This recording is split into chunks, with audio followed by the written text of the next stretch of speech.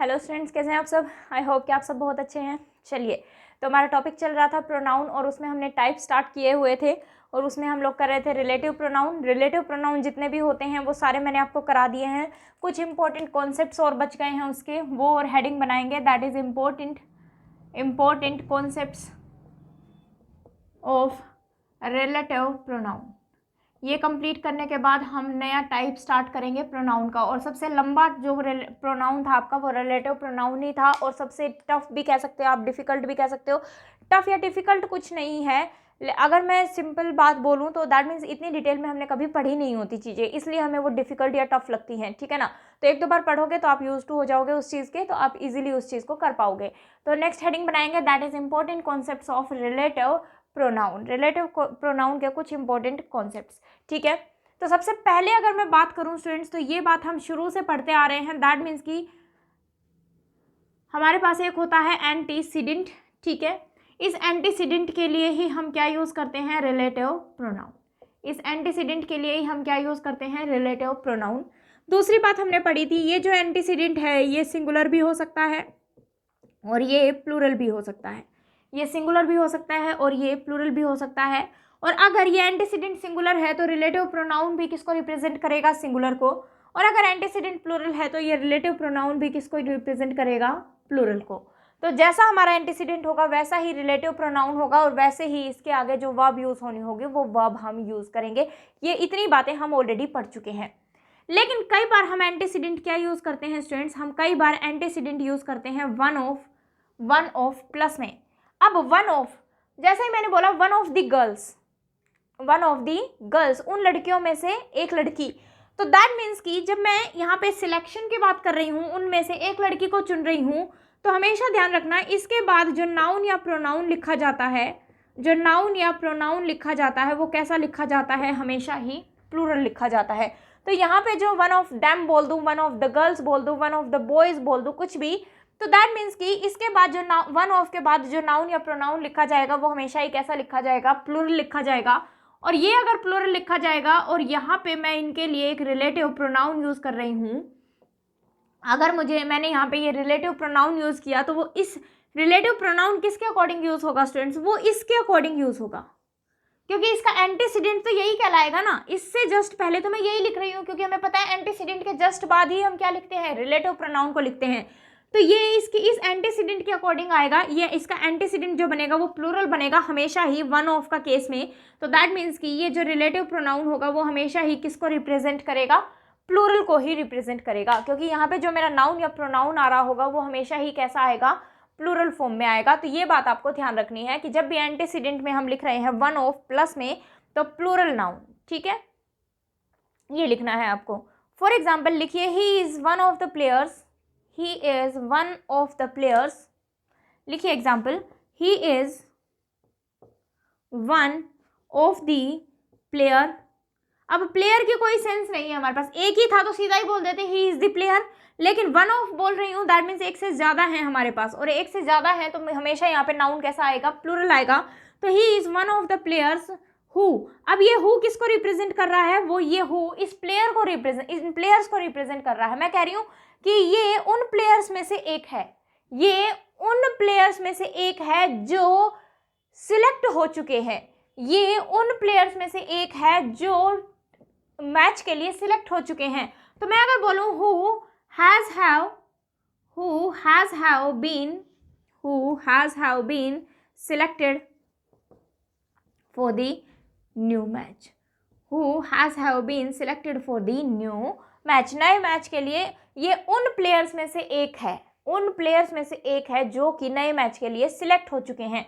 तो ये प्लेयर्स इसको रिप्रेजेंट कर रहा था, दैट मीन्स वर्ब भी मेरी कैसी आएगी, प्लूरल आएगी। तो वन ऑफ के केस में बस आपको ये बात ध्यान रखनी है कि वहाँ पे सिंगुलर आना चाहिए या फिर प्लूरल आना चाहिए, ठीक है। तो वन ऑफ के केस में हमेशा ही नाउन प्रोनाउन प्लूरल होगा, और ये प्लूरल होगा तो इसके बाद जो वर्ब आएगी वो भी कैसी आएगी स्टूडेंट्स, वो भी आपकी प्लूरल ही यूज होगी। आई थिंक क्लियर है। कोई भी सेंटेंस आप ऐसा वन ऑफ द वाला बना लीजिए, उसमें केस जो है वो यही सेम ही रहेगा, ओके। इसके बाद अगर हम इसके बाद नेक्स्ट कॉन्सेप्ट लिखिए, जो नेक्स्ट कॉन्सेप्ट है हमारा, पहले भी मैं आपको ऑलरेडी पढ़ा चुकी हूँ, फिर से थोड़ा सा बता रही हूँ इसको, ताकि ये आपके इंपॉर्टेंट कॉन्सेप्ट्स में नोट हो जाए।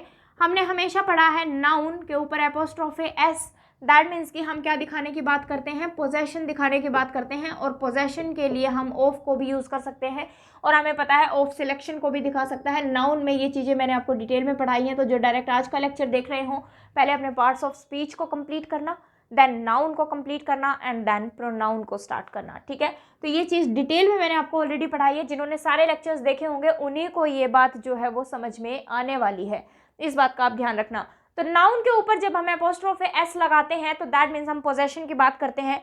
ऐसे ही हम ऑफ से भी पोजेशन को दिखा सकते हैं, यहाँ से हम ऑफ को भी पोजेशन को दिखा सकते हैं, ठीक है। फॉर एग्जाम्पल अगर मैं बोलूँ कि दिस इज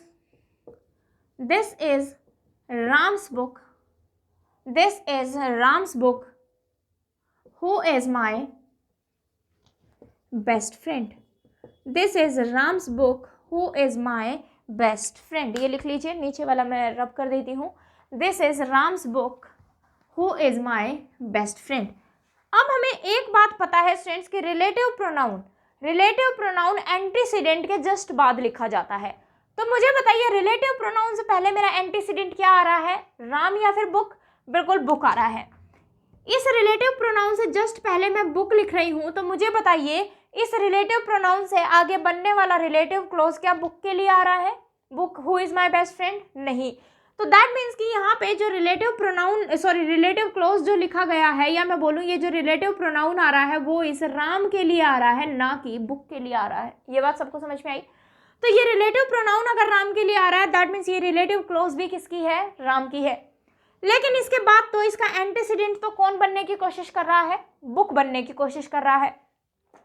तो इससे पहले हमने स्टूडेंट्स एक बात सीखी थी कि रिलेटिव क्लोज वहीं लिखा जाएगा, अपने एंटीसीडेंट के बाद ही लिखा जाएगा, ठीक है ना। तो इसका अगर हम ये रिलेटिव क्लोज का अगर एंटीसीडेंट देखें तो वो तो राम है, लेकिन राम के ऊपर एपोस्ट्रोफे एस भी है। अगर मैं इस रिलेटिव क्लोज को उठा के यहाँ लिख दूं, this is Ram's who is my best friend book, तो कोई सेंस हमारे पास निकल के नहीं आएगी, दैट मीन्स कि मैं इस रिलेटिव क्लोज को उठा के यहाँ भी नहीं लिख सकती, तो दैट मीन्स मुझे इसी का कोई अल्टरनेटिव ढूंढना पड़ेगा, तो दैट मीन्स कि मुझे इसको ही किसी और तरीके से लिखना पड़ेगा, क्योंकि ना तो मैं इसकी पोजीशन चेंज कर पा रही, और ना ही मैं यहाँ से बुक को हटा पा रही, और ना ही मैं एपोस्ट्रोफे एस को दिखा सकती हूँ, क्योंकि मुझे पोजेशन भी दिखाना है और इसका एंटीसीडेंट भी बनाना है। तो दैट मीन्स कि मैं यहाँ पे नाउन पे एपोस्ट्रोफे एस नहीं लगा सकती, बेशक ये पर्सन था, क्योंकि मेरे पास आगे एक रिलेटिव क्लोज आ रहा है और वो राम के लिए आ रहा है। तो मुझे इसको क्या लिखना पड़ेगा? मुझे इसको यही लिखना पड़ेगा, that is the book of Ram. यहाँ पे सेंटेंस हमारा यही सही बनेगा। तो सेंटेंस क्या बनेगा? This is the book of Ram who is my best friend. तो अब इस राम के बाद अगर मैं ये सेंटेंस लिखती हूँ who is my best friend, तो इस हु का एंटीसीडेंट कौन बन गया? राम बन गया। तो जब आपके पास ऐसी सिचुएशन आ जाए जहां पे आपको एपोस्ट्रोफे एस दिख रहा है, लेकिन एक रिलेटिव क्लोज भी आपको वहां पे दिख रहा है, तो दैट मीन्स कि उस रिलेटिव क्लोज को शो करने के लिए मुझे इसको ओपन करके ही लिखना पड़ेगा। हम इस चीज को इस तरीके से नहीं लिख सकते। बात समझ में आई? समझ में आया? चलिए, इसी सेंटेंस को अगर मैं बोलूं इस तरीके से, this is Ram's book which I want to buy. This is Ram's book which I want to buy. ये वो राम की किताब है जो मैं खरीदना चाहती हूँ। अब आपको रिलेटिव प्रोनाउन क्या दिख रहा है स्टूडेंट्स? which। अब which आ रहा है, पहले ये देखो, ये जो रिलेटिव क्लोज लिखा गया है ये किसके लिए लिखा गया है? क्या राम के लिए लिखा गया है? Ram which I want to buy? नहीं। क्या बुक के लिए लिखा गया है विच आई वॉन्ट टू बाय? बिल्कुल बुक के लिए लिखा गया है। दैट मीन्स कि ये विच जो है वो किसको रिप्रेजेंट कर रहा है? बुक को रिप्रेजेंट कर रहा है। तो रिलेटिव प्रोनाउन मैंने एंटीसीडेंट के जस्ट बाद ही लिखा है, तो दैट मीन्स कि अब ये सेंटेंस बिल्कुल सही है। अब आपको इसको ओपन करके लिखने की जरूरत नहीं है, क्योंकि आगे जो रिलेटिव क्लोज यूज हो रहा है वो इस बुक के लिए ही हो रहा है, राम के लिए यूज नहीं हो रहा है। तो जब ये बुक के लिए यूज हो रहा है तो हमें इसको एपोस्ट्रोफे एस को हटाने की जरूरत नहीं है। दैट मीन्स कि अब हमें ये लिखने की जरूरत नहीं है कि this is the book of Ram which I want to buy, फिर गलत हो जाएगा। अगर आपको इसको इस तरीके से खोल दोगे तो विच का एंटीसीडेंट कौन बनने की कोशिश करेगा? राम, जबकि राम उसका एंटीसीडेंट हो ही नहीं सकता। तो अब हमें इसको ओपन करने की जरूरत नहीं है, ये बात आपको ध्यान रखनी है। Clear students? चलिए, तो ये बात अगर आपको क्लियर हुई तो इसके बाद नेक्स्ट कॉन्सेप्ट लिखेंगे, नेक्स्ट कॉन्सेप्ट देखेंगे कि किस तरीके से हम सेंटेंस को सॉल्व करेंगे, नया कॉन्सेप्ट हमारा क्या है। ये सारी चीज़ें हमने सीखी हुई हैं, उसी में कुछ ना कुछ थोड़ी सी डिटेल ऐड करके सेंटेंस सॉल्व हो रहे हैं, इसीलिए हम इनको इंपॉर्टेंट कॉन्सेप्ट्स में लिख रहे हैं। नेक्स्ट कॉन्सेप्ट लिखेंगे स्टूडेंट्स, हमारे पास मान लो सेंटेंस में एक नाउन आ रहा है सबसे पहले, उसके बाद हम एक प्रीपोजिशन को लिख रहे हैं, और हमें पता है प्रीपोजिशन हमेशा ही अपने बाद क्या लेता है, ऑब्जेक्ट लेता है। तो मैं अगर बोलूँ कि इस प्रीपोजिशन के बाद मैं क्या लिख रही हूँ, नाउन लिख रही हूँ, इस प्रीपोजिशन के बाद मैं वापस से क्या लिख रही हूँ, नाउन लिख रही हूँ। तो हम ये चीज़ ऑलरेडी पढ़ चुके हैं कि प्रीपोजिशन से मिलके जब कोई फ्रेज बनता है, प्रीपोजिशन से मिलके जब कोई फ्रेज बनता है तो उस फ्रेज को हम क्या कहते हैं स्टूडेंट्स, प्रीपोजिशनल फ्रेज। उस फ्रेज को हम क्या कहते हैं, प्रीपोजिशनल फ्रेज। और हमें एक बात और पता है कि ये प्रीपोजिशनल फ्रेज जो है वो एक्स्ट्रा इन्फॉर्मेशन होती है, हमेशा ही कैसी इन्फॉर्मेशन होती है, एक्स्ट्रा इन्फॉर्मेशन होती है। और दूसरा हमें ये पता है कि ये जो प्रीपोजिशनल फ्रेज है ये या तो एडजेक्टिव फ्रेज का काम करता है, या तो ये एडजेक्टिव फ्रेज का काम करता है, और या फिर ये एडवर्ब फ्रेज का काम करता है। इतनी बात हम ऑलरेडी पार्ट्स ऑफ स्पीच में या जहाँ पे भी ये चीज़ यूज़ हुई है मैं आपको बताती हुई आई हूँ, ठीक है ना। इसीलिए बार बार बोल रही हूँ कि पीछे के लेक्चर्स अगर कंप्लीट नहीं करोगे, पीछे की वीडियोस को अगर नहीं देखोगे, टॉपिक्स को नहीं देखोगे, तो ये चीज़ें हो सकता है आपको कम समझ में आए, ठीक है। तो नाउन है, उसके बाद प्रीपोजिशन आ रहा है, उसके बाद एक और नाउन आ रहा है, दैट मीन्स प्रीपोजिशन अपने बाद हमेशा ऑब्जेक्ट लेता है। तो ये नाउन जो है किसका काम कर रहा होगा, ऑब्जेक्ट का। प्रीपोजिशनल फ्रेज बनाएगा, प्रीपोजिशनल फ्रेज दो ही हो सकते हैं, या तो एडजेक्टिव फ्रेज या फिर एडवर्ब फ्रेज का काम करेगा, और ये हमेशा एक्स्ट्रा इन्फॉर्मेशन होती है। ये अगर एक्स्ट्रा इन्फॉर्मेशन है दैट मीन्स कि ये इस नाउन की एक्स्ट्रा इन्फॉर्मेशन होगी, कुछ ना कुछ डिटेल इस नाउन में ऐड कर रहा होगा, बिल्कुल सही बात है। इसके बाद हम इसके लिए क्या यूज कर रहे हैं, एक रिलेटिव प्रोनाउन यूज कर रहे हैं। क्या यूज कर रहे हैं, रिलेटिव प्रोनाउन यूज कर रहे हैं। तो हमें पता है स्टूडेंट्स इस रिलेटिव प्रोनाउन से आगे जो भी हम सेंटेंस लिखते हैं तो वो हमारा बन जाता है रिलेटिव क्लोज। वो हमारा क्या बन जाता है, रिलेटिव क्लोज। दैट मीन्स कि ये रिलेटिव क्लोज भी हमें पता है हमेशा ही किसका काम करता है, एडजेक्टिव क्लोज का काम करता है। ये हमेशा ही किसका काम करता है स्टूडेंट्स, एडजेक्टिव क्लोज का काम करता है। इतनी बातें मैं आपको ऑलरेडी पढ़ा चुकी हूँ, अब नई चीज देखनी है हमें क्या। तो ध्यान दो स्टूडेंट्स, अभी मैं एडवर्ब फ्रेज की बात नहीं कर रही, पहले पॉइंट में मैं बात कर रही हूँ एडजेक्टिव फ्रेज की। पहले पॉइंट में मैं किसकी बात कर रही हूँ, एडजेक्टिव फ्रेज की। तो आपको नहीं लगता कि एक नाउन के लिए आपके पास दो एडजेक्टिव्स आ रहे हैं, दो एडजेक्टिव्स आ रहे हैं, एक एडजेक्टिव फ्रेज है, एक एडजेक्टिव क्लोज है, लेकिन काम तो दोनों ही एडजेक्टिव का कर रहे हैं। तो अब हमें यह देखना है कि अगर एक ही नाउन के लिए हमारे पास दो एडजेक्टिव्स आ रहे हैं तो उनको लिखने की सीक्वेंस क्या होनी चाहिए, या उनको हम लिखेंगे किस तरीके से। एक बार इसको नोट डाउन कर लीजिए, फिर हम एग्जाम्पल्स पे आते हैं, ठीक है ना। तो ये इसकी एक्स्ट्रा इन्फॉर्मेशन है, और जो ये रिलेटिव प्रोनाउन यूज हो रहा है वो भी इसी नाउन के लिए यूज हो रहा है, तो एक ही नाउन के लिए हमारे पास सेंटेंस में कितने एडजेक्टिव्स आ रहे हैं स्टूडेंट्स, दो एडजेक्टिव्स आ रहे हैं। कितने एडजेक्टिव्स आ रहे हैं, दो एडजेक्टिव्स आ रहे हैं। इस बात का आपको ध्यान रखना है, क्लियर। चलिए, तो ये नीचे वाला थोड़ा सा मैं रब कर देती हूँ, आपने नोट कर लिया होगा। अगर इतनी बात समझ में आई तो देखिए मैं क्या लिख रही हूँ, सेंटेंस लिख रही हूँ मैं अब। I have, लिखिए, I have the book of history which my father bought. I have the book of history which my father bought. मेरे पास एक किताब है किसकी, हिस्ट्री की, जो कि मेरे पिता ने खरीदी। बात समझ में आई। चलिए, अब अगर हम बात करें तो मैं कह रही हूँ I have the book, sentence पूरा है, आई हैव द बुक, मेरे पास किताब है। अब मुझे एक प्रीपोजिशन दिखा और उसके बाद मुझे एक नाउन दिखा, दैट मीन्स कि इस प्रीपोजिशन का ये क्या है, ऑब्जेक्ट है। तो हमें पता है ये क्या बन गया, प्रीपोजिशनल फ्रेज, और प्रीपोजिशनल फ्रेज बन गया तो ये किसकी एक्स्ट्रा इन्फॉर्मेशन है स्टूडेंट्स, इस नाउन की एक्स्ट्रा इन्फॉर्मेशन है। दैट मीन्स किताब किसकी है, हिस्ट्री की। किताब किसकी है, हिस्ट्री की किताब है। तो दैट मीन्स इस बुक की एक्स्ट्रा इन्फॉर्मेशन है, तो ये क्या बन गया, एडजेक्टिव फ्रेज। दूसरा, आगे मैंने लिखा विच माई फादर बोट। अब बताओ, अब मुझे एक बात बताओ कि पिता ने, अगर इस तरीके से हम देखें तो विच हमें रिलेटिव प्रोनाउन यहाँ पे दिखाई दे रहा है और हमें पता है रिलेटिव प्रोनाउन एंटीसीडेंट से पहले ही लिखा जाता है, सॉरी एंटीसीडेंट के बाद ही लिखा जाता है। तो अगर इस हिसाब से देखें तो विच का एंटीसीडेंट क्या बनने की कोशिश कर रहा है, हिस्ट्री विच का एंटीसीडेंट बनने की कोशिश कर रहा है। लेकिन हमने देखा कि ये तो एक्स्ट्रा इन्फॉर्मेशन है किसकी, बुक की। तो अगर मुझे बताओ कि पिता ने हिस्ट्री खरीदी या हिस्ट्री की बुक खरीदी, फादर ने हिस्ट्री खरीदी या हिस्ट्री की बुक खरीदी, तो बिल्कुल बुक खरीदी है, हिस्ट्री थोड़ी ना खरीदी है, बुक खरीदी है। तो दैट मीन्स कि ये जो रिलेटिव प्रोनाउन आ रहा है वो भी किसके लिए आ रहा है, बुक के लिए आ रहा है। ये जो रिलेटिव प्रोनाउन आ रहा है वो भी किसके लिए आ रहा है, बुक के लिए आ रहा है। तो दैट मीन्स कि ये जो एक्स्ट्रा इन्फॉर्मेशन है वो भी इस बुक की है।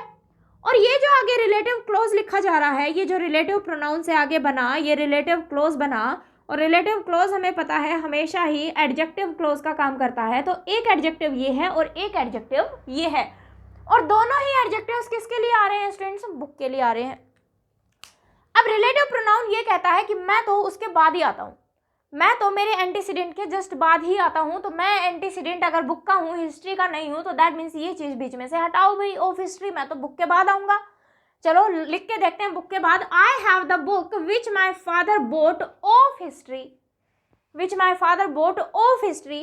तो क्या ऑफ हिस्ट्री का अगर हम लास्ट में लिख दें तो क्या हमारे पास कोई मीनिंग रह जाएगा, नहीं, हमारे पास कोई भी मीनिंग नहीं बचेगा, कोई मीनिंग ही नहीं आएगा। दैट मीन्स ये तो हमें फिर हटाना ही पड़ेगा, लेकिन मैं इसको हटाना भी नहीं चाहती क्योंकि ये भी एक बुक की एक्स्ट्रा इन्फॉर्मेशन दे रहा है, तो हम अपनी मर्जी से थोड़ी ना हटा देंगे एक्स्ट्रा इन्फॉर्मेशन को। तो दैट मीन्स कि अब हम क्या करते हैं कि जब एक ही नाउन के लिए दो इन्फॉर्मेशन आ रही है और वो दोनों ही इन्फॉर्मेशन एडजेक्टिव हैं, तो दैट मीन्स कि उनकी जो सीक्वेंस है, उनके जो सीक्वेंस में वो लिखे हुए हैं उसी सीक्वेंस में हम उनको रख लेते हैं, उसी सीक्वेंस में हम उसको रख लेते हैं। क्योंकि अगर मैं ऑफ हिस्ट्री हटाती हूँ तो भी मेरा सेंटेंस अधूरा रह जाएगा, क्योंकि लास्ट में ये कोई मीनिंग नहीं देगा, ठीक है। और अगर मैं इसको हटा दूँ रिलेटिव प्रोनाउन को, तब तो मेरा सेंटेंस रह ही इतना जाएगा, फिर तो इसका कोई वजूद ही नहीं रह जाएगा।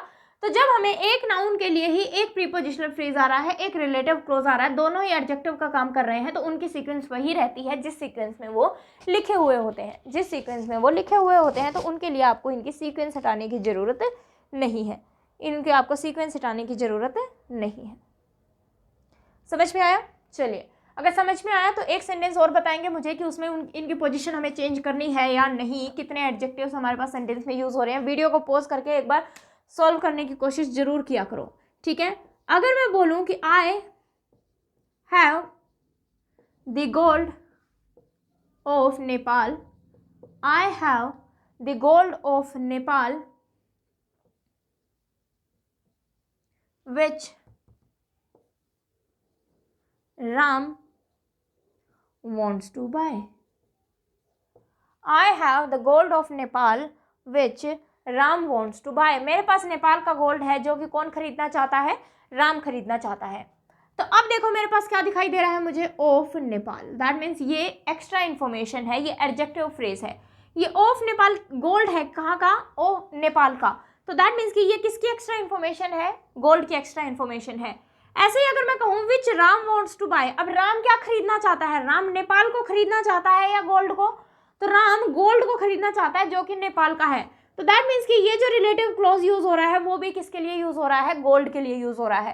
तो अब अगर हम इस ऑफ नेपाल को हटा दें और लास्ट में लिखें तो कोई सेंस हमारे पास नहीं आएगी। तो ये भी एडजेक्टिव का काम कर रहा है और आगे जो रिलेटिव क्लॉज है वो भी एडजेक्टिव का काम कर रहा है। तो दैट मीन्स कि इनकी जो सीक्वेंस लिखी हुई है हम सीक्वेंस को बिल्कुल एज इट इज़ ही रख लेंगे और हमारा सेंटेंस जो है वो गलत नहीं होगा, हमारा सेंटेंस जो है वो गलत नहीं होगा। क्लियर है स्टूडेंट्स?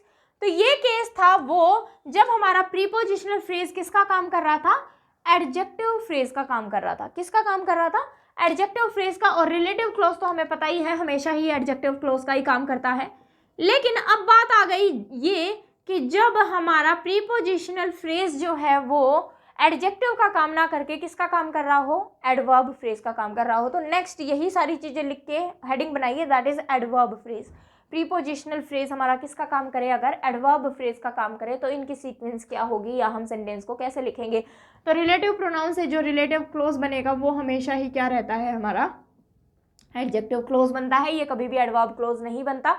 तो इस चीज़ का आपको ध्यान रखना पड़ेगा कि अब प्रीपोजिशनल फ्रेज जो है वो एडवर्ब फ्रेज का काम कर रहा होगा, रिलेटिव क्लोज जो है हमारा वो एडजेक्टिव क्लोज का ही काम करेगा।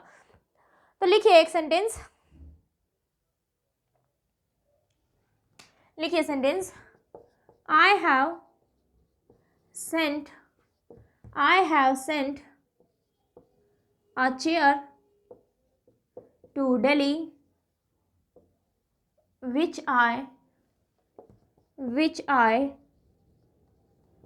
bought in Agra. I have sent a chair. I have sent करने की ज़रूरत नहीं है, यहाँ पे आर्टिकल द कर लो क्योंकि पर्टिकुलर ही होगी, जो चेयर हमने खरीदी होगी उसके बारे में हमें पता ही है. I have sent the chair to Delhi which I bought in Agra. मैंने उस चेयर को दिल्ली भेज दिया जो कि मैंने कहाँ खरीदी थी, आगरा में खरीदी थी. ठीक है, अब देखो आई हैव सेंट द चेयर, मैंने चेयर को भेज दिया, आगे क्या आया, टू दिल्ली. कहाँ भेज दिया, दिल्ली भेज दिया. तो दैट मीन्स कि जब हमने वेयर का क्वेश्चन किया, और वैसे भी अगर मैं बात करूं, मैंने पहले भी आपको सिखाया एडवर्ब कैसे फाइंड आउट करते हैं. ये मीनिंग चेयर के साथ दे रहा है, चेयर टू दिल्ली, क्या मीनिंग आया, कुछ नहीं. जब ये चेयर को मीनिंग ही नहीं दे रहा तो दैट मीन्स ये एडजेक्टिव फ्रेज नहीं है. सेंट के साथ मीनिंग देगा क्या, सेंट टू दिल्ली, बिल्कुल दिल्ली भेज दिया, कुछ भी भेजाओ लेकिन मीनिंग तो सेंट के साथ दे रहा है, सेंट टू दिल्ली. तो ये वर्ब को मीनिंग दे रहा है, और वर्ब को मीनिंग दे रहा है इसलिए ये क्या बना, एडवर्ब फ्रेज बना. क्योंकि वर्ब को जो एक्स्ट्रा मीनिंग देता है उसे हम एडवर्ब कहते हैं. एक से ज्यादा वर्ड आ रहा है या मैं बोलूँ प्रीपोजिशन से बना हुआ फ्रेज है तो ये किसका काम कर रहा है, एडवर्ब फ्रेज का काम कर रहा है. तो इसने नाउन को मीनिंग नहीं दिया इसलिए ये एडजेक्टिव नहीं बना, इसने वर्ब को मीनिंग दिया इसलिए कैसा फ्रेज बन गया, एडवर्ब फ्रेज बन गया. अब बात आ रही है विच आई बोट इन आगरा. तो अब अगर इसकी सीक्वेंस यही रहती है तो इस रिलेटिव प्रोनाउन का एंटीसीडेंट कौन बनने की कोशिश कर रहा है, ये दिल्ली. तो दिल्ली को थोड़ी ना खरीदा हमने आगरा में, कोई सेंस हमारे पास नहीं आ रही. और ये किसका काम कर रहा है, एडवर्ब फ्रेज का.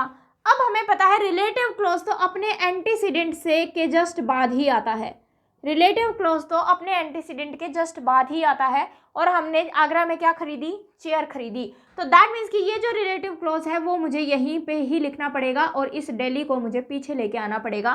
तो अब सेंटेंस आपका क्या बनेगा, I have sent the chair which I bought in Agra to Delhi. तो एग्जाम में अगर हम एरर की बात करें स्टूडेंट्स, तो ये रिलेटिव क्लॉज वाला ही एरर होगा क्योंकि इसकी पोजीशन कहाँ होनी चाहिए थी, यहाँ पे होनी चाहिए थी. तो इसकी पोजीशन यहाँ ना होके इसको हमें यहाँ पे शिफ्ट करना पड़ेगा चेयर के बाद. तो सेंटेंस क्या बनेगा, आप दोबारा लिख लीजिएगा, I have sent the chair which I bought in Agra to Delhi. Sentence आपको इसी तरीके से बनाना पड़ेगा. क्लियर है. तो ये दो बातें आपको ध्यान रखनी है कि प्रीपोजिशनल फ्रेज अगर आपका किसका काम करे, एडजेक्टिव का काम करे तो कोई दिक्कत नहीं है, हम पोजीशंस को सेम रख लेंगे, सीक्वेंस को सेम रख लेंगे. लेकिन अगर आपका प्रीपोजिशनल फ्रेज जो है वो एडवर्ब का काम करे तो उसके लिए आपको ध्यान रखना पड़ेगा कि उसकी पोजीशन को हम चेंज कर देंगे. ठीक है, चलिए आई थिंक ये बात आपको समझ में आ गई होंगी. इसके बाद स्टूडेंट्स आपके रिलेटिव प्रोनाउन के सारे के सारे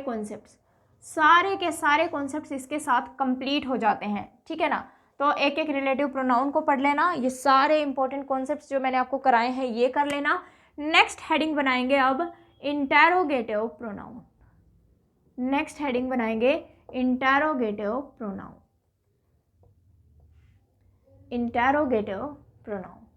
ठीक है, चलिए तो अब बात करेंगे हम इंटेरोगेटिव प्रोनाउन की. और इंटेरोगेटिव क्या होता है स्टूडेंट्स, इंटेरोगेटिव का मतलब क्या होता है, क्वेश्चन पुट करना. तो दैट मीन्स कि अब हमें इंटेरोगेटिव प्रोनाउन हम उन वर्ड्स को कहेंगे जो कि क्वेश्चन वर्ड भी होगा और साथ में वो किसका काम करेगा, प्रोनाउन का काम भी करेगा. तो उन्हें हम क्या कह देंगे, इंटेरोगेटिव प्रोनाउन. दैट मीन्स कि ऐसा वर्ड जो कि क्वेश्चन वर्ड भी होगा, क्वेश्चन भी पुट करेगा और साथ में वो किसका काम कर रहा होगा, प्रोनाउन का काम भी करेगा. क्वेश्चन वर्ड ऐसा नहीं है कि क्वेश्चन वर्ड लिखा उसके बाद प्रोनाउन लिखेंगे, इसका मतलब ये नहीं है, पूरा खोल के लिख लेना इस बात को कि ऐसा वर्ड जो क्वेश्चन वर्ड का काम भी करेगा और साथ में प्रोनाउन का काम भी करेगा, उसे हम क्या कहते हैं, इंटेरोगेटिव प्रोनाउन कहते हैं. ठीक है, चलिए सबसे पहले इंटेरोगेटिव प्रोनाउन की अगर हम बात करेंगे तो वो है स्टूडेंट्स हमारे पास हु एंड हुम. जब ये सेंटेंस में रिलेट करने की बात कर रहे थे, नाउन को रिप्रेजेंट करने की बात कर रहे थे और जोड़ने का काम भी कर रहे थे, तो हमने इसे रिलेटिव कंजंक्शन कहा या रिलेटिव प्रोनाउन कहा।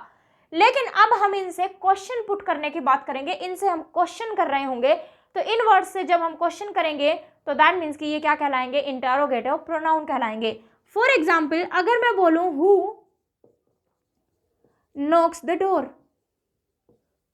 Who Knox the door, door जो है कौन खटखटाता है, ठीक है, डोर जो है कौन खटखटाता है।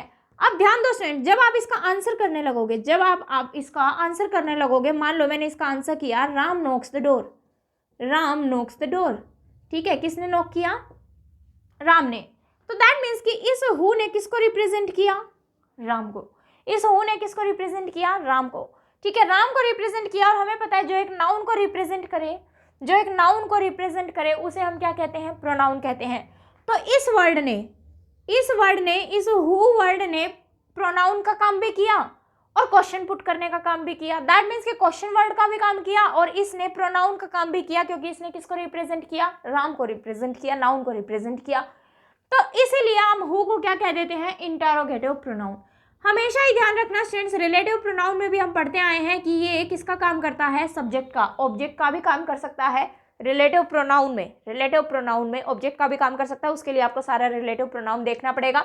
लेकिन जब हम बात कर रहे हैं इंटरोगेटिव प्रोनाउन की, तो हु हमेशा ही किसका काम करेगा, सब्जेक्ट का ही काम करेगा। और देख लो, बिल्कुल इसका आंसर करके देख लो, इसका आंसर करके आपने जब देखा तो आपको आंसर में सब्जेक्ट ही मिल रहा है, आंसर में सब्जेक्ट ही मिल रहा है, काम करने वाला यही है। ऐसे ही अगर मैं बोल देती who wrote the Ramayana, who wrote the Ramayana, Ramayan जो है वो किसने लिखी, ठीक है, तो अगर आप यहाँ पे आंसर करते हो Valmiki road the Ramayana, Valmiki road the Ramayana, तो वाल्मीकि ही हमारे सेंटेंस का सब्जेक्ट है। तो हु जो है वो हमेशा ही किसका काम करता है, इंटरोगेटिव प्रोनाउन में सब्जेक्ट का ही काम करता है, क्योंकि आंसर में हमें हमेशा ही एक सब्जेक्ट ही मिलता है, तो ये सब्जेक्ट को ही रिप्रेजेंट कर रहा होता है, इसलिए ये क्या बन जाता है, आपका इंटरोगेटिव प्रोनाउन बन जाता है। क्या बन जाता है, इंटरोगेटिव प्रोनाउन बन जाता है, ठीक है, ये बात आपको समझ में आई। चलिए अगर हम सिंपल तरीके से और मैं आपको बताऊं, फॉर एग्जाम्पल मैंने एक सिंपल सेंटेंस लिखा, राम गोज देयर, राम वहां जाता है, राम गोज देयर, राम वहां जाता है। अब मुझे इसका इंटरोगेटिव बनाना है, तो मैंने राम की जगह पे क्या यूज कर लिया, हु, और मैंने क्या बोला, who goes there, who goes there, वहां कौन जाता है, वहां कौन जाता है, ठीक है। तो दैट मीन्स कि राम को किसने रिप्रेजेंट किया, हु ने रिप्रेजेंट किया, ठीक है, राम गोज देयर, ओके। तो राम वहां जाता है, और यहाँ मैं क्या कह रही हूँ, कौन जाता है वहां, कौन जाता है वहां, लिखना चाहो तो बेशक लिख लो, कौन जाता है वहां, कौन जाता है वहां। ये बात समझ में आई भी सभी को, ठीक है। तो हु जो है हमेशा ही किसका काम करेगा, सब्जेक्ट का काम करेगा। दूसरी बात ये आती है कि ये जो हु जब सब्जेक्ट का काम करेगा, तो ये खाली एक सिंगुलर सब्जेक्ट को रिप्रेजेंट करेगा या प्लूरल सब्जेक्ट को भी रिप्रेजेंट कर सकता है। फॉर एग्जाम्पल ध्यान देना, मैंने लिखा राम नोज मी, राम मुझे जानता है। अब इसका इंटरोगेटिव अगर मैंने बनाया, तो मैंने बनाया हु नोज मी, कौन मुझे जानता है, कौन मुझे जानता है, दैट मीन्स राम मुझे जानता है। इसके बाद मैंने क्या कैसी वर्ब लगाई, सिंगुलर वर्ब लगाई, क्योंकि ये किसको रिप्रेजेंट कर रहा था, सिंगुलर को रिप्रेजेंट कर रहा था। लेकिन अब मैंने बोला कि दे नो मी, वे मुझे जानते हैं, दे नो मी, वे मुझे जानते हैं। इसका मुझे इंटरोगेटिव बनाना है, तो मैं क्या लिखूंगी, हु नो मी, कौन कौन मुझे जानते हैं, कौन कौन मुझे जानते हैं। तो यहाँ पे बना कौन मुझे जानता है, दैट इज राम मुझे जानता है, और यहाँ पे मैंने क्या बोला, कौन कौन मुझे जानता है, दैट मीन्स एक से ज़्यादा लोग हैं, एक से ज़्यादा लोग हैं, तो कौन कौन मुझे जानता है, तो दैट मीन्स इसके बाद मैंने प्लूरल वर्ब को यूज़ किया। तो यहाँ से हमें एक बात पता लग गई कि ये जो सब्जेक्ट होगा ये सिंगुलर को भी रिप्रेजेंट कर सकता है और आपके प्लूरल को भी रिप्रेजेंट कर सकता है। कहने का मतलब क्या है, सेंटेंस ये भी आपका सही है, हु नोज मी, और सेंटेंस आपका ये भी सही है, हु नो मी। तो हु जो है आपके दोनों ही सब्जेक्ट्स को रिप्रेजेंट कर सकता है, कोई भी सेंटेंस जो है आपका गलत नहीं होगा, ठीक है। अब किसी के दिमाग में ये बात आ रही है कि सेंटेंस जो है, इंटरोगेटिव सेंटेंस जो है हमारा, वो हमेशा ही हेल्पिंग वर्ब से बनता है। इंटरोगेटिव सेंटेंस जो है वो हमेशा ही हमारा किससे बनता है, हेल्पिंग वर्ब से बनता है। लेकिन यहाँ पे तो मैं डायरेक्ट इसके बाद मेन वर्ब यूज कर रही हूँ, यहाँ पे तो मैं डायरेक्ट इसके बाद मेन वर्ब यूज कर रही हूँ, हेल्पिंग वर्ब यूज ही नहीं कर रही, ठीक है। तो एक बात ध्यान रखना स्टूडेंट्स, हमेशा ही अपनी एक बात हमेशा ध्यान रखना, इसको नोट डाउन कर लीजिए, फिर मैं आगे बात करती हूँ जो मैं आपको समझा रही हूँ। ये बात आपको हमेशा ध्यान रखनी है स्टूडेंट्स कि जब हम सेंटेंस बनाते हैं, जब हम सब्जेक्ट लिखते हैं तो इसके बाद मुझे हेल्पिंग वर्ब की अगर जरूरत होती है तो मैं हेल्पिंग वर्ब लिख लेती हूँ और मेन वर्ब भी लिख लेती हूँ। लेकिन जब मुझे हेल्पिंग वर्ब की जरूरत नहीं होती तो मैं डायरेक्ट क्या लिख लेती हूँ, मेन वर्ब भी लिख लेती हूँ। तो सब्जेक्ट के बाद अगर हमें हेल्पिंग वर्ब की जरूरत है तो हेल्पिंग वर्ब और मेन वर्ब लिख लेंगे, और सब्जेक्ट के बाद अगर मुझे सिर्फ मेन वर्ब की जरूरत है, जैसे हम इंडेफिनिट टेंस में ऑलरेडी पढ़ चुके हैं, तो सिर्फ मेन वर्ब की जरूरत है तो मेन वर्ब लिख लेंगे। तो सब्जेक्ट के बाद दोनों ही आ सकती है, हेल्पिंग वर्ब भी और मेन वर्ब भी। तो हमें पता है हु जो है वो किसका काम करता है, सब्जेक्ट का काम करता है, और हु जो है अगर सब्जेक्ट का काम करता है तो अगर हेल्पिंग वर्ब की जरूरत होगी तो हेल्पिंग वर्ब यूज कर लेंगे। लेकिन अगर हमें हेल्पिंग वर्ब की जरूरत नहीं है, जैसे हमने इंडेफिनिट में सेंटेंस को दिखाना था तो मैंने डायरेक्ट क्या यूज कर लिया, रोट यूज कर लिया था, नोक्स यूज कर लिया था, नो यूज कर लिया, नोज यूज कर लिया। तो दैट मीन्स कि इसके बाद हम डायरेक्ट मेन वर्ब को भी यूज कर सकते हैं, इसके बाद हम डायरेक्ट मेन वर्ब को भी यूज कर सकते हैं। तो आपको इसमें कंफ्यूज नहीं होना है कि इसके बाद हम मेन वर्ब को क्यों यूज कर रहे हैं, क्योंकि ये आपका सब्जेक्ट का भी काम कर सकता है, ये आपके किसका काम कर सकता है स्टूडेंट्स, सब्जेक्ट का भी काम कर सकता है। इसलिए इसके बाद अगर हमें वर्ब की हेल्पिंग वर्ब चाहिए तो यूज़ कर लेंगे, हेल्पिंग वर्ब नहीं चाहिए होगी तो हम यूज़ नहीं करेंगे। जैसे कि अगर मैं बात करूं इंडेफिनिट टेंस में, अगर हमें क्वेश्चन नेगेटिव में पुट करना है तो नेगेटिव के लिए हमें हेल्पिंग वर्ब यूज़ करनी ही पड़ेगी। जैसे कि फॉर एग्जाम्पल अगर मैं बोलूँ कि राम डज नॉट नो मी, राम मुझे नहीं जानता। अब इसी का मैंने क्या बनाना है, इंटरोगेटिव। तो मैं क्या लिखूंगी, हु डज नॉट नो मी, कौन मुझे नहीं जानता, और लास्ट में क्या लगा दूंगी, क्वेश्चन मार्क। तो अब अगर हेल्पिंग वर्ब की जरूरत थी तो मैंने हेल्पिंग वर्ब को लगा लिया, अगर हेल्पिंग वर्ब की जरूरत नहीं होती तो हम हु के बाद क्या लिख देते, डायरेक्ट मेन वर्ब को लिख देते। तो हु के लिए आपको ये बात ध्यान रखनी है क्योंकि ये सब्जेक्ट का काम करता है, इसीलिए इसके बाद अगर हेल्पिंग वर्ब चाहिए तो लगा देंगे और नहीं चाहिए तो हम डायरेक्ट मेन वर्ब को लिख देंगे, ठीक है ना। अगर इस राम की जगह पे दे होता तो मैं बोलती दे डू नॉट नो मी, वो मुझे नहीं जानते। तो दैट मीन्स यहाँ क्या हो जाता, हु डू नॉट नो मी। तो सेंटेंस दोनों ही सही है, सिंगुलर को भी रिप्रेजेंट कर सकता है और प्लूरल को भी रिप्रेजेंट कर सकता है, इस बात का आपको ध्यान रखना है। क्लियर है? तो I think who interrogative pronoun आप सभी को समझ में आया। इसके बाद नेक्स्ट हेडिंग बनाइए, दैट इज हुम इंटेरोगेटिव प्रोनाउन। सेकंड हेडिंग बनाएंगे हुम इंटेरोगेटिव प्रोनाउन, ठीक है। ये पर्सन्स को ही रिप्रेजेंट करते हैं, ये बात हम सबको पता है, ऑलरेडी हम लोग इतनी बातें पढ़ चुके हैं। हुम इंटेरोगेटिव प्रोनाउन का काम करेगा, लेकिन ये काम किसका करेगा, हमेशा ही ऑब्जेक्ट का। रिलेटिव प्रोनाउन में भी हम ये बात पढ़ चुके हैं कि हुम जो है हमेशा ही ऑब्जेक्ट का काम करता है, ठीक है। कैसे, फॉर एग्जाम्पल देखो, अगर मैं बोलूँ ही मीट, ही ऐसे लिखते हैं इसको, चलिए ऐसे लिखते हैं, ही मीट्स राम, ठीक है। हमने लिखा कि वो राम से मिलता है। अब मुझे क्या बनाना है, इसका इंटेरोगेटिव बनाना है। अगर इंटेरोगेटिव बनाना है इसका, तो अगर मुझे सब्जेक्ट को हटाना है कि कौन राम से मिला, तो दैट मीन्स मैं लिख दूंगी हु मीट्स राम, हु जो मैंने आपको केस कराए। लेकिन अब मैं ऑब्जेक्ट को हटाना चाहती हूँ, तो ऑब्जेक्ट के लिए मुझे क्या यूज करना पड़ेगा स्टूडेंट्स, होम यूज करना पड़ेगा। और होम यूज करना पड़ेगा तो होम तो मैंने यूज कर लिया। अब मुझे क्या लिखना पड़ेगा, डज, होम डज और ही, और उसके बाद meet, whom does he meet, ठीक है। अब ऐसा क्यों करना पड़ा, हमें हेल्पिंग वर्ब क्यों लेके आनी पड़ी, क्योंकि अब ये जो होम है वो ऑब्जेक्ट का काम करता है, सब्जेक्ट का काम नहीं करता। हु की तरह अगर सब्जेक्ट का काम कर रहा होता तो दोनों ही आ जाते, हेल्पिंग वर्ब की जरूरत होती तो हेल्पिंग वर्ब लगा लेते, नहीं चाहिए होती तो मेन वर्ब लिख देते। लेकिन ऑब्जेक्ट के केस में ऐसा कुछ नहीं है कि ऑब्जेक्ट को हेल्पिंग वर्ब या मेन वर्ब चाहिए। जो वर्ब होती है उसका ही सब्जेक्ट होता है और उसका ही ऑब्जेक्ट होता है। तो अब होम हमेशा ही ऑब्जेक्ट का काम करता है, दैट मीन्स मुझे हेल्पिंग वर्ब यहाँ पे लेके आनी ही पड़ेगी। मैं ये नहीं लिख सकती होम ही मीट्स, तो मुझे सेंटेंस क्या बनाना पड़ेगा, home does he meet.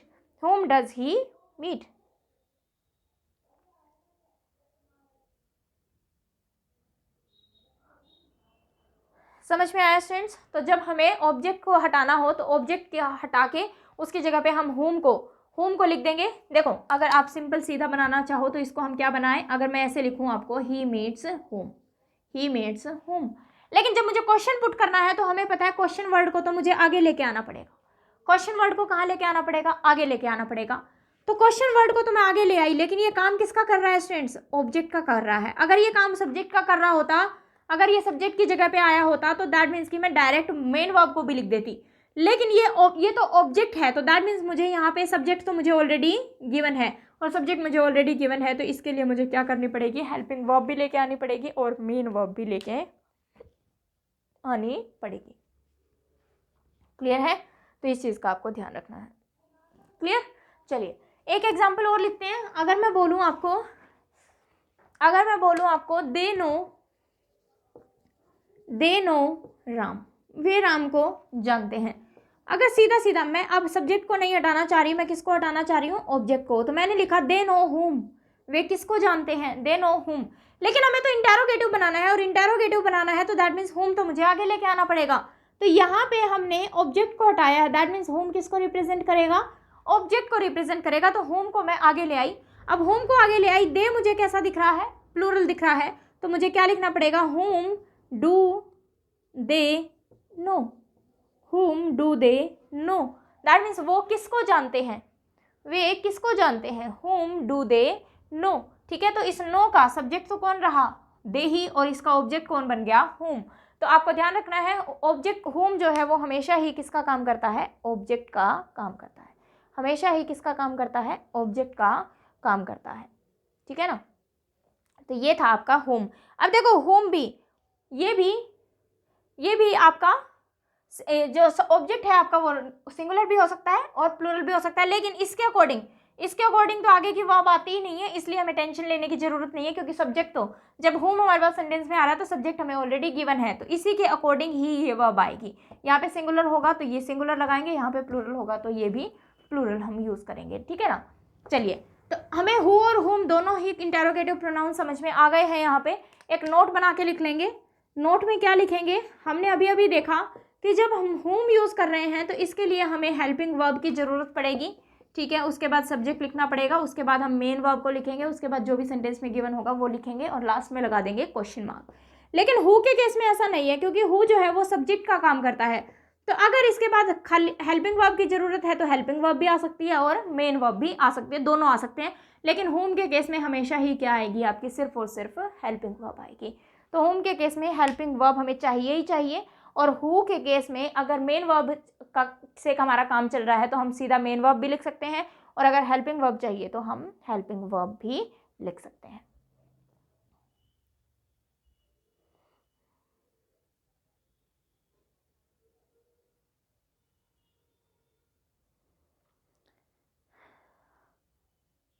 Clear students? चलिए, तो ये बातें अगर आपको समझ में आई तो अब आपको ये पता लगना चाहिए सेंटेंस में कि सेंटेंस में हमें हु की ज़रूरत है या होम की ज़रूरत है। सेंटेंस में हमें हु की ज़रूरत है या फिर होम की ज़रूरत है इंटेरोगेटिव सेंटेंस बनाने के लिए। तो हमें ये पता लगना चाहिए कि अगर सेंटेंस में हमें सब्जेक्ट की ज़रूरत है तो हम हु को यूज़ करेंगे, और अगर सेंटेंस में हमें ऑब्जेक्ट की ज़रूरत है तो हम किसको यूज़ करेंगे स्टूडेंट्स, होम को यूज़ करेंगे। किसको यूज़ करेंगे, होम को यूज़ करेंगे। लिखिए एक सेंटेंस, हु होम, हु या फिर whom has washed this car, has washed this car, who या फिर whom has washed this car. आपको कंफ्यूज होने की ज़रूरत नहीं है बिल्कुल भी। जब भी आपको एक इंटेरोगेटिव सेंटेंस दिखे, उसको समझने के बाद आप एक बार उसका आंसर करके देख लीजिए कि आप उसका आंसर क्या करेंगे। तो अगर मैं इस सेंटेंस की बात करूं, who home has washed this car, तो दैट मीन्स कि अगर मैं लिखूं Ram has washed this car, Ram has washed this car, तो काम को करने वाला कौन है स्टूडेंट्स, राम। दैट मीन्स कि हमने यहाँ पे किसकी जरूरत थी, हमें सेंटेंस में सब्जेक्ट की जरूरत थी। अब हु और होम में से सब्जेक्ट का काम कौन करता है, हु करता है। दैट मीन्स मुझे यहाँ पे होम की जरूरत नहीं थी, क्योंकि जब मैंने इसका आंसर किया तो बाकी सारी चीज़ तो मेरी सेम रही, सिर्फ आंसर में यही निकल के आया मेरे पास, और ये हमारे सेंटेंस का सब्जेक्ट है। तो मैं यहाँ पे कौन सी फॉर्म लगाऊंगी, सब्जेक्टिव फॉर्म लगाऊंगी। एक सेंटेंस और लिखिए, अगर मैं बोलूँ कि हु या फिर whom has Rani met, who या फिर होम हैज़ रानी मेट। ठीक है, तो इसका आंसर करके देखो तो हम क्या बोलेंगे, Rani has met Ram, Rani has met Ram. तो सब्जेक्ट तो मेरे पास ऑलरेडी है सेंटेंस में, और सब्जेक्ट अगर मेरे पास ऑलरेडी है तो दैट मीन्स मुझे किसकी ज़रूरत थी, ऑब्जेक्ट की ज़रूरत थी, और ऑब्जेक्ट की ज़रूरत थी तो हम वहाँ पे हु यूज़ नहीं करेंगे, हमें वहाँ पे क्या यूज़ करना पड़ेगा, होम यूज़ करना पड़ेगा। वहाँ पे हमें क्या यूज़ करना पड़ेगा, होम यूज़ करना पड़ेगा। आई थिंक ये बात आपको जो है वो क्लियर हो गई है। ठीक है, इसको नोट डाउन कर लीजिए, फिर हम आगे बात करते हैं। चलिए स्टूडेंट्स, ये बातें अगर हमें समझ में आई तो नेक्स्ट इसी में अभी हु और होम ही चल रहा है आपका, हु और होम ही चल रहा है। इसी में लिखेंगे हु और whom as a relative pronoun में हमने प्रीपोजिशन का केस पढ़ा था। किसका केस पढ़ा था, प्रीपोजिशन का केस पढ़ा था। तो अगर इंटेरोगेटिव में भी अगर हमें हु और हुम के साथ प्रीपोजिशन यूज करनी है तो वो कैसे यूज करेंगे। तो हमने रिलेटिव प्रोनाउन में पढ़ा था कि जब हम relative pronoun who co use कर रहे थे तो प्रीपोजिशन हमारी सेंटेंस के एंड में चली जाती थी। तो इंटेरोगेटिव प्रोनाउन में भी, इंटेरोगेटिव सेंटेंस में भी हमें यही करना है। इंटेरोगेटिव सेंटेंस में भी हु के साथ अगर हमें प्रीपोजिशन चाहिए तो वो एंड में ही लिखी जाएगी, और होम के साथ हम होम से पहले भी हम प्रीपोजिशन प्लस में होम, दैट मीन्स होम से पहले हम प्रीपोजिशन को बिल्कुल यूज कर सकते हैं। ऑब्जेक्ट से पहले हम प्रीपोजिशन को यूज करते हैं क्योंकि प्रीपोजिशन को हमेशा ही अपने बाद ऑब्जेक्ट चाहिए होता है। तो सेंटेंस में अगर हमें हु की जरूरत है तो प्रीपोजिशन कहाँ चली जाएगी, लास्ट में। लेकिन अगर हम होम से सेंटेंस बना रहे हैं तो प्रीपोजिशन उसके साथ में आ जाएगी। ठीक है, मीनिंग सेम ही रहेगा, लिखने के तरीके में डिफरेंस आएगा। लिखिए एक सेंटेंस, अगर मैं आपको बोलूं with who home do you live, with who या फिर home do you live, with who या फिर home do you live, with home या फिर हु डू यू लिव। अब प्रीपोजिशन मेरे पास आगे है, सब्जेक्ट मुझे ऑलरेडी सेंटेंस में दिख रहा है, यू लिव विद किसके साथ रहते हो, सब्जेक्ट मुझे ऑलरेडी गिवन है, दैट मीन्स मुझे यहाँ ऑब्जेक्ट की जरूरत थी तो मैं यहाँ पे हु नहीं लगाऊंगी क्योंकि विद मुझे गिवन है। तो सेंटेंस क्या बनेगा, with home do you live. इसी सेंटेंस को मैं और कैसे लिख सकती थी, who do you live with, who do you live with. तो जब मैंने हु को यूज किया तो विद मेरा कहाँ चला गया, लास्ट में चला गया। तो मीनिंग लिखना चाहो तो बेशक लिख लो। पहले वाले सेंटेंस को हम बोलेंगे तुम किसके साथ रहते हो, पहले वाले सेंटेंस को हम क्या बोलेंगे, तुम किसके साथ रहते हो, और दूसरे वाले को बोलेंगे कौन है वो जिसके साथ तुम रहते हो, कौन है वो जिसके साथ तुम रहते हो। तो मीनिंग तो वही है कि तुम किसके साथ रहते हो, सिर्फ लिखने के तरीके में डिफरेंस है। ठीक है, लिखने के तरीके में डिफरेंस है। तो दैट मीन्स कि ऊपर वाले सेंटेंस में हमारा फोकस किसके ऊपर है, यू के ऊपर है। किसके ऊपर फोकस है, यू के ऊपर फोकस है, भाई तुम किसके साथ रहते हो। लेकिन जब मैंने नीचे वाला सेंटेंस बोला तो मैंने क्या लिखवाया आपको, कौन है वो जिसके साथ तुम रहते हो। दैट मीन्स कि फोकस किस पे चला गया, इस पे चला गया, फोकस किस पे चला गया, इस पे चला गया। और रिलेटिव प्रोनाउन में भी हमने सीखा था कि हु अपने पास हमेशा फोकस रखता है, और अपने पास हमेशा फोकस रखता है तो वो प्रीपोजिशन को कहाँ फेंक देता है, पीछे फेंक देता है, सेंटेंस के एंड में फेंक देता है। तो मीनिंग तो दोनों का ही सेम है लेकिन फोकस चेंज हो जाता है, वरना बात तो हम सेम ही कह रहे होते हैं, बात तो हम वहाँ पे सेम ही कह रहे होते हैं। तो आई थिंक ये बात आपको समझ में यहाँ पे आ गई है। चलिए, इसके बाद नेक्स्ट इंटेरोगेटिव प्रोनाउन लिखेंगे, और नेक्स्ट इंटेरोगेटिव प्रोनाउन है हमारा विच। नेक्स्ट इंटेरोगेटिव प्रोनाउन है हमारा विच, थर्ड हेडिंग बनाएंगे विच। ठीक है, अब जब हमने विच की रिलेटिव प्रोनाउन में बात की थी तो वहां हमने क्या किया था, रिलेटिव प्रोनाउन ये सिर्फ किसके लिए यूज हो रहा था, थिंग्स के लिए या फिर एनिमल्स के लिए, नॉन लिविंग थिंग्स के लिए विच यूज हो रहा था आपका। लेकिन जब हम बात करते हैं इंटेरोगेटिव प्रोनाउन में तो विच जो है स्टूडेंट्स हमेशा ही सिलेक्शन को दिखाता है। विच हमेशा ही किसको दिखाता है, सिलेक्शन को दिखाता है। और अगर ये सिलेक्शन को दिखाता है तो यहाँ दिमाग में ये नहीं रखना कि ये नॉन लिविंग थिंग्स में से ही सिलेक्शन को दिखा रहा होगा, नहीं। चाहे आपके पास पर्सन आ रहे हो, चाहे आपके पास थिंग्स आ रहे हो, चाहे आपके पास एनिमल्स आ रहे हो, कुछ भी आ रहा हो, उन सभी में से ये किसको दिखाएगा, सिलेक्शन को दिखाएगा। दूसरी बात आपको क्या ध्यान रखनी है कि जो विच है ये आपका इंटेरोगेटिव प्रोनाउन का काम भी कर सकता है, और यही विच जो है आपका इंटेरोगेटिव डिटर्मिनर का काम भी कर सकता है। विच जो है इंटेरोगेटिव प्रोनाउन का काम भी कर सकता है, और विच जो है आपका इंटेरोगेटिव डिटर्मिनर का काम भी कर सकता है। डिटर्मिनर कह दिया, दैट मीन्स कि विच के बाद आपको क्या देखने को मिलेगा, एक नाउन देखने को मिलेगा। क्या देखने को मिलेगा, एक नाउन देखने को मिलेगा। तो जब ये डिटर्मिनर का काम करेगा तो ये किसको दिखाने का काम करेगा, सॉरी इसके विच के बाद आपको क्या दिखाई देगा, नाउन दिखाई देगा, और ये आपका सिंगुलर भी हो सकता है, ये आपका सिंगुलर भी हो सकता है, और ये आपका प्लूरल भी हो सकता है। और जब ये प्रोनाउन का काम कर रहा है दैट मीन्स कि ये सभी को दिखाने की बात करेगा, फॉर ऑल, फॉर ऑल, चाहे इंटरोगेटिव प्रोनाउन हो चाहे डिटरमिनर हो, फॉर ऑल, सभी के लिए। और ये क्या शो करता है, सिलेक्शन शो करता है, क्या शो करता है, सिलेक्शन शो करता है, ठीक है। तो दैट मीन्स कि ये सिलेक्शन शो करता है, तो इसका मीनिंग आपके पास क्या निकल के आएगा, कौन सा, कौन सा, कौन से, कौन सी, क्योंकि हमने अभी देखा कि जो नाउन है आपका वो सिंगुलर भी हो सकता है या फिर प्लूरल भी हो सकता है। तो इसको नोट डाउन कर लीजिए, फिर कुछ एग्जांपल्स देखते हैं कि कैसे हमें पता करना है कि ये डिटरमिनर है या फिर इंटरोगेटिव प्रोनाउन है, ठीक है। चलिए लिखिए sentence, which of the players, लिखिए sentence, which of the players will play the match, which of the players will play the match, ठीक है। इन प्लेयर्स में से कौन जो है वो मैच खेल रहा होगा, विच ऑफ द प्लेयर्स, कौन से प्लेयर, क्या कह रहे हैं हम, कौन से प्लेयर्स जो हैं वो खेल रहे होंगे। तो दैट मीन्स मान लो 10 प्लेयर खड़े हैं, मैं कह रही हूँ कि कौन से प्लेयर जो हैं वो खेलेंगे, तो कौन से प्लेयर्स खेलेंगे, दैट मीन्स हमें उन जितने भी हमारे पास खड़े हैं उनमें से हम सिलेक्ट कर रहे हैं कि ये प्लेयर्स जो हैं वो खेलेंगे। अब मुझे बताओ विच के बाद मैंने क्या कोई नाउन लिखा है, नहीं, विच के बाद मैंने कोई भी नाउन नहीं लिखा है, दैट मीन्स ये विच किसका काम कर रहा है, इंटरोगेटिव प्रोनाउन का काम कर रहा है, और सिलेक्शन किस में से है, इन प्लेयर्स में से सिलेक्शन है। दैट मीन्स कि ये विच किसको रिप्रेजेंट कर रहा है, प्लेयर्स को रिप्रेजेंट कर रहा है, और प्लेयर्स को रिप्रेजेंट कर रहा है तो ये आपका क्या बन जाएगा, इंटरोगेटिव प्रोनाउन बन जाएगा। समझ में आई। लेकिन अगर मैं लिख दूं which boy can do this work, which boy can do this work, इस काम को कौन लड़का कर सकता है। मान लो यहाँ पे 10-15 लड़के खड़े हैं और मैं कह रही हूँ कि इस काम को कौन सा लड़का कर सकता है, इस काम को कौन सा लड़का कर सकता है। दैट मीन्स कि मान लो 10 लड़के खड़े हैं तो उसमें से जो भी हाथ उठाएंगे दैट मीन्स कि सिलेक्ट कर रहे हैं हम कि कौन सा लड़का इस काम को कर सकता है। तो विच के बाद देखो मैंने क्या लिख दिया, डायरेक्ट नाउन लिख दिया, और नाउन लिख दिया तो दैट मीन्स कि यहाँ पे ये किसका काम कर रहा है, इंटरोगेटिव डिटरमिनर का काम कर रहा है। किसका काम करेगा, इंटरोगेटिव डिटरमिनर का काम करेगा।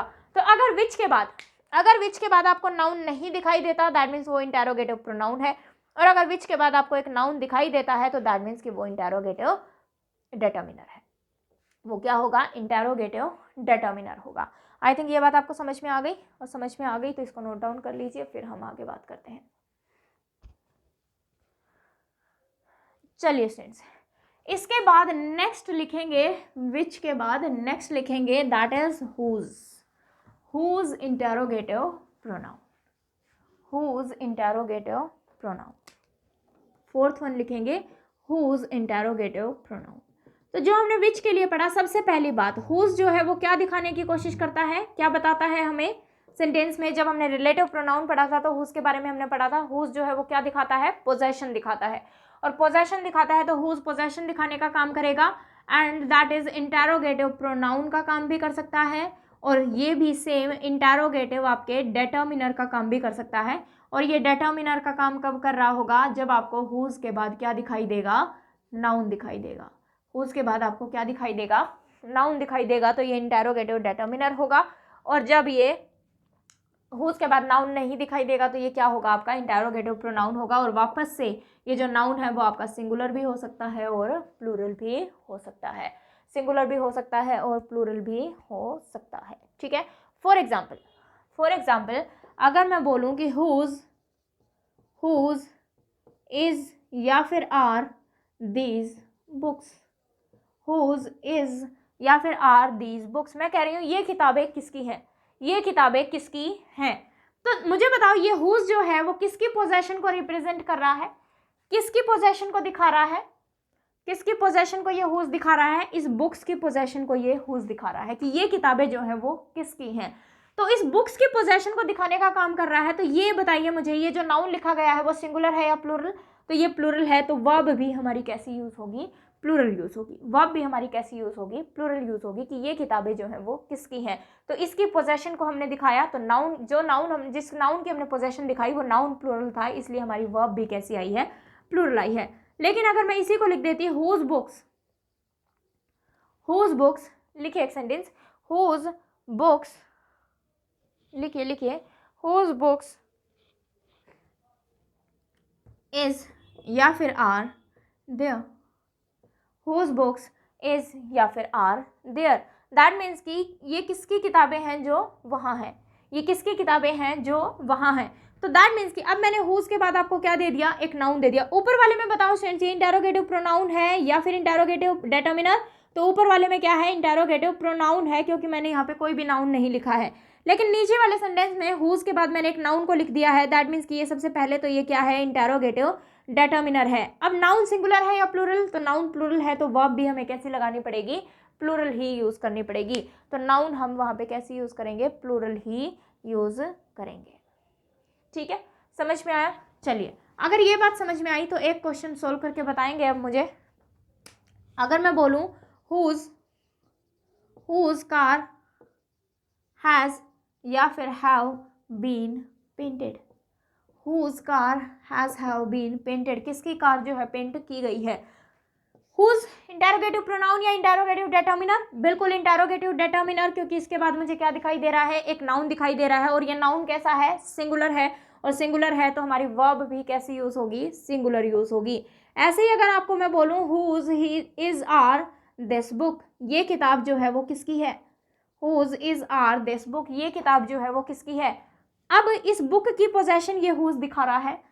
अब यहाँ पे नाउन जो है वो सिंगुलर है या प्लूरल, सिंगुलर है, तो ये जो वर्ब है वो भी कैसी आएगी, सिंगुलर आएगी, कि ये किताब जो है वो किसकी है। और यहाँ पे अगर मैं हुज की पार्ट ऑफ स्पीच आपसे पूछूं तो दैट इज इंटेरोगेटिव प्रोनाउन, क्योंकि इसके बाद मुझे कोई भी नाउन दिखाई नहीं दे रहा है। ठीक है ना, तो हुज के लिए आपको ये बातें ध्यान रखनी है कि ये हमेशा ही पोजेशन को दिखाएगा। इसके बाद नाउन आ रहा है तो इंटेरोगेटिव डेटर्मिनर बोलेंगे, और अगर इसके बाद नाउन नहीं आ रहा है तो दैट इज ये इंटेरोगेटिव प्रोनाउन का काम कर रहा होगा।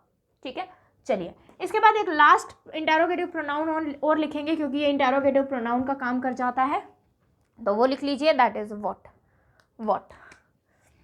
नेक्स्ट लिखेंगे what interrogative pronoun, what interrogative pronoun. तो फॉर एग्जाम्पल अगर मैं बोलूँ what was boat by him, उसके द्वारा क्या खरीदा गया, what was boat by him, उसके द्वारा क्या खरीदा गया। तो व्हाट, कोई भी मुझे इसके बाद नाउन नहीं दिख रहा है, और नाउन नहीं दिख रहा है तो दैट मीन्स ये किसका काम कर रहा होगा स्टूडेंट्स, इंटेरोगेटिव प्रोनाउन का काम कर रहा होगा, कि उसके द्वारा क्या खरीदा गया। ठीक है, समझ में आया, क्लियर है।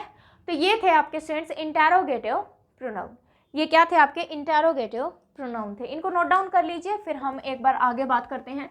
तो अब एक बार मैं आपको बता देती हूँ कि हमने कौन कौन से जो प्रोनाउन के टाइप्स हैं, कौन कौन से जो हमने प्रोनाउन के टाइप्स हैं वो हमने कंप्लीट कर लिए हैं। तो प्रोनाउन के अगर मैं टाइप्स की बात करूँ तो प्रोनाउन में टाइप्स हमारे कौन कौन से कंप्लीट हो चुके हैं। सबसे पहले अगर मैं बात करूँ तो हम पढ़ चुके हैं पर्सनल प्रोनाउन, ये हमारा कंप्लीट हो चुका है। इसके बाद अगर मैं बात करूँ तो पोजेसिव प्रोनाउन हमारा कंप्लीट हो चुका है, पोजेसिव प्रोनाउन भी हम लोग पढ़ चुके हैं। इसके बाद अगर मैं बात करूँ तो रिलेटिव प्रोनाउन हम ऑलरेडी पढ़ चुके हैं। ठीक है, और हम रिफ्लेक्सिव प्रोनाउन पढ़ चुके हैं, रिफ्लेक्सिव प्रोनाउन भी हमने पढ़ लिया है। इसके बाद अगर हम बात करें तो एम्फेटिक प्रोनाउन हम कंप्लीट कर चुके हैं, एम्फेटिक प्रोनाउन भी हमने पढ़ लिया है। रेसिप्रोकल प्रोनाउन भी हमने पढ़ लिया है, रेसिप्रोकल प्रोनाउन भी हमारा कंप्लीट हो चुका है। और हम बात करें तो इंटेरोगेटिव प्रोनाउन भी हमारा कंप्लीट हो चुका है, इंटेरोगेटिव प्रोनाउन भी हमने कंप्लीट कर लिया है। तो ये सातों के सातों हमारे कंप्लीट हो चुके हैं। ठीक है, इसके बाद हमारा बच गया स्टूडेंट्स डेमोन्स्ट्रेटिव प्रोनाउन, फिर बच गया हमारा distributive pronoun, demonstrative pronoun and distributive pronoun. इसी तरीके से आप लोग भी लिख लीजिए ताकि आपको भी पता रहे कि हमारा क्या कंप्लीट हो चुका है और क्या नहीं। और एक रह गया हमारा इंडेफिनिट प्रोनाउन, इंडेफिनिट प्रोनाउन। ये जो लास्ट के 3 प्रोनाउन हैं ये हमारे अभी बचे हुए हैं। बाकी हमने प्रोनाउन के सारे टाइप्स कंप्लीट कर लिए हैं, सभी प्रोनाउंस को हमने कंप्लीट कर लिया है। इन 3 प्रोनाउन के लिए आपको ध्यान रखना है स्टूडेंट्स कि इन 3 के लिए आपको डेटर्मिनर के बारे में पता होना चाहिए, क्योंकि ये तीनों आपके डेमोन्स्ट्रेटिव प्रोनाउन भी होते हैं और ये डेमोन्स्ट्रेटिव डेटर्मिनर भी होते हैं। सेम वर्ड ही डेमोन्स्ट्रेटिव प्रोनाउन भी होगा और सेम वर्ड ही डेमोन्स्ट्रेटिव डेटर्मिनर भी होगा। ऐसे ही same word demonstrative distributive pronoun भी होगा, सेम वर्ड डिस्ट्रीब्यूटिव डिटर्मिनर भी होगा, ठीक है। तो इन चीज़ों का आपको ध्यान रखना है। तो दैट मीन्स कि ये वाला जो पार्ट है ये हम किस में पढ़ेंगे, डिटर्मिनर टॉपिक में पढ़ेंगे। किस में पढ़ेंगे, डिटर्मिनर टॉपिक में पढ़ेंगे। जैसे आपको याद हो, जब मैंने आपको पोजेसिव प्रोनाउन पढ़ाया था तो मैंने आपको साथ में पोजेसिव डिटर्मिनर भी बताया था। पोजेसिव प्रोनाउन हमने जब पढ़ा था तो मैंने आपको पोजेसिव डिटर्मिनर के बारे में भी बताया था। तो वही सेम चीज़ यहाँ पे है कि अगर मैं यहाँ पे आपको करा दूँ फिर डिटर्मिनर मैं आपको कराने बैठूंगी तो तब मुझे दोबारा से इनका डिफरेंस में इनको लेना पड़ेगा कि कब हम उनको डिटर्मिनर बोलेंगे, कब प्रोनाउन बोलेंगे। तो जो हम नेक्स्ट टॉपिक अब स्टार्ट करने जाएंगे नेक्स्ट लेक्चर से, वो हमारा टॉपिक डिटर्मिनर होगा। वो हमारा टॉपिक कौन सा होगा, डिटर्मिनर होगा। टीचर्स जल्दी से इसको कराते भी नहीं है, ठीक है ना, क्योंकि वो समझते हैं कि ये एडजेक्टिव का ही पार्ट है, एडजेक्टिव में ही हम इसको पढ़ लेते हैं तो अलग से कराने की जरूरत नहीं है। लेकिन अगर मैं कहूँ तो डिटर्मिनर अपने आप में एक अलग चीज़ है और एडजेक्टिव अपने आप में एक अलग चीज़ है। नया जो लेक्चर जब हम नया टॉपिक स्टार्ट करेंगे दैट इज डिटर्मिनर, तो वहाँ पे हम चीज़ों को बहुत अच्छे तरीके से सीखेंगे, क्यों इनको अलग नाम दिया गया है डिटर्मिनर, क्यों हमने इनको एडजेक्टिव ही नहीं बोल दिया, ठीक है। तो ये जो तीनों टाइप्स बच गए हैं आपके प्रोनाउन के, ये मैं आपको डिटर्मिनर में साथ साथ पढ़ाऊंगी, ठीक है। डिटर्मिनर भी देखेंगे और ये वाले प्रोनाउंस भी देखेंगे। तो मेरी तरफ से आपका प्रोनाउन कंप्लीट हो जाता है। ये तीनों टाइप्स हम डिटर्मिनर में साथ में स्टार्ट करेंगे। तो जो नया लेक्चर आएगा हमारा, नेक्स्ट लेक्चर आपको जो मिलेगा वो डिटर्मिनर टॉपिक से मिलेगा। इसी में हम इन तीनों टाइप्स को भी पढ़ने वाले हैं। तो ये ना सोचें कि ये 3 टाइप्स हमारे हुए नहीं, ये यहाँ आपके डिटर्मिनर में कवर अप हो जाएंगे, ठीक है स्टूडेंट्स। तो इतने पढ़ते रहिए, रिवाइज जरूर करते रहिए। कहीं पर भी कोई दिक्कत आ रही है, कुछ समझ में नहीं आ रहा है तो मुझे कमेंट सेक्शन में कमेंट करके जरूर बताएंगे, ठीक है। और जिन्होंने चैनल को सब्सक्राइब ना किया हो, चैनल को सब्सक्राइब कर लें, क्योंकि आपको सारी वीडियो, सारे लेक्चर्स आपको ऐसे ही फ्री ऑफ कॉस्ट यहाँ पे मिलने वाले हैं। पूरा सिलेबस मैं आपको यहाँ पे कराने वाली हूँ, ठीक है। चलिए, थैंक यू क्लास।